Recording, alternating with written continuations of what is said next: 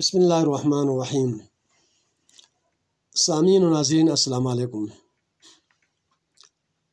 कुरान करीम और हमारी ज़िंदगी, इस मौजू पर एक सिलसिलावार उन्वान आपके खिदमत में पेश कर रहा था। पहली लेक्चर में बिस्मिल्लाहिर्रहमानिर्रहीम का तर्जुमा और उसकी मुख्तसर तफसीर, इसके बाद कुरान हकीम की सबसे पहली सूरतुल फातिहा की आयत नंबर 1 की तर्जुमा और उसकी मुख्तसर तफसीर पेश किया था। सूरतुल फातिहा की दूसरी आयत करीमा है अर्रहमानिर्रहीम।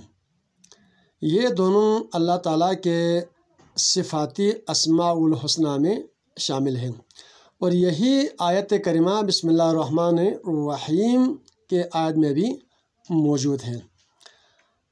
तो अर्रहमान अर्रहीम दोनों के मानी बहुत मेहरबान, निहायत रहम वाला। अल्लाह की ज़ात मेहरबान है, निहायत रहम वाला है। तो इस आयत करीमा के मुख्तसर तफसीर जो है, ये अवराद असरिया, अहले तसव्वुफ़ हमेशा नमाज असर के बाद गोल दायरा बनाकर एक मखसूस अवराद पढ़ते हैं। इसका नाम है अवराद असरिया। इसमें इसकी मुख्तसर तफसीर कुछ यूँ है कि या रहमान दुनिया व या रहीम अल आखिरा, ए दुनिया वालों पर मेहरबान बादशाह। ये सिफत क्या है? अर्रहमान सारे दुनिया का मालिक, खालिक, राज़िक अल्लाह ताला की ज़ात है। हर एक को रिज़्क़ अता फरमाता है। हर ज़ी रूह को अल्लाह ने ही पैदा किया, तो सब पर मेहरबान है अल्लाह की ज़ात।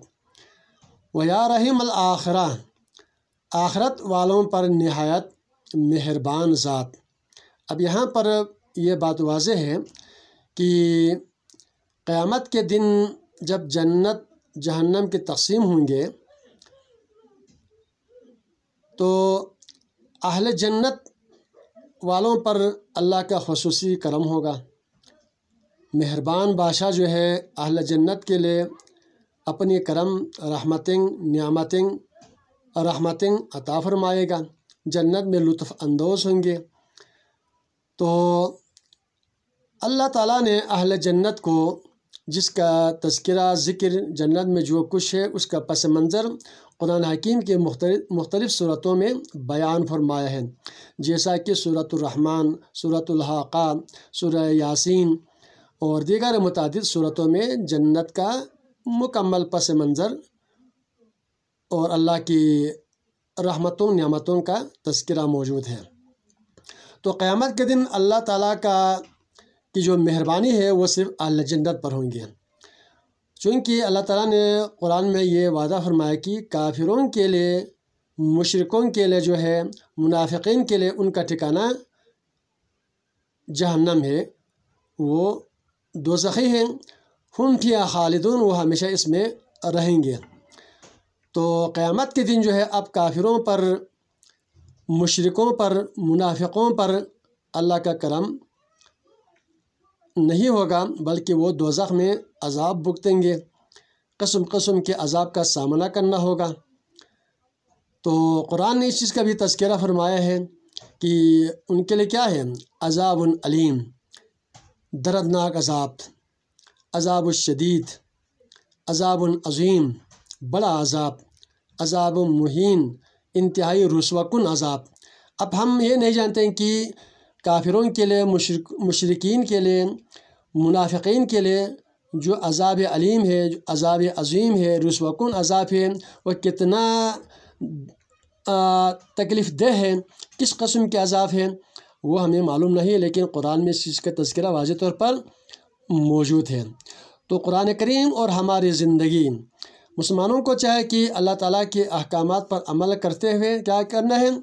تعظیم بھی امر اللہ، اللہ تعالیٰ کے امر کے اوامر کے ہم نے تعظیم کرنا ہے، نماز، روزہ، زکوٰۃ، حج اور یہ ساری چیزیں ہم نے بجا لانا ہے، اور ہم نے کسی پر ظلم نہیں کرنا ہے، زیادتی نہیں کرنا ہے، غصب نہیں کرنا ہے، کسی کو تنگ نہیں کرنا ہے، کسی کو قتل نہیں کرنا ہے، کسی کو تکلیف نہیں دینا ہے۔ یہ قرآن حکیم اور ہماری زندگی کا اگر ہم موازنہ کریں، دیکھیں تو ہم سب کو قرآن پر غور کرنا ہوگا، قرآن کو مطالعہ کرنا ہوگا کہ قرآن ہمیں کیا فرماتا ہے، قرآن ہمیں کس چیز کی تعلیم دیتا ہے۔ تو اللہ کی ذات مہربان ذات ہے۔ بحیثیت مسلمان ہم جو ہے تعظیم بھی امر اللہ کے ساتھ جو ہے شفقت علی خلق اللہ، مخلوق خدا پر جو ہے ہم کو مہربان ہونا چاہیے، ان کی دکھ درد میں حصہ لینا چاہیے۔ تو قرآن حکیم پر ہم سب کو عمل کرنے کی اور اپنے زندگی بہتر انداز میں قرآنی احکامات کے مطابق چلنے کی ہم سب کو توفیق عطا فرمائے۔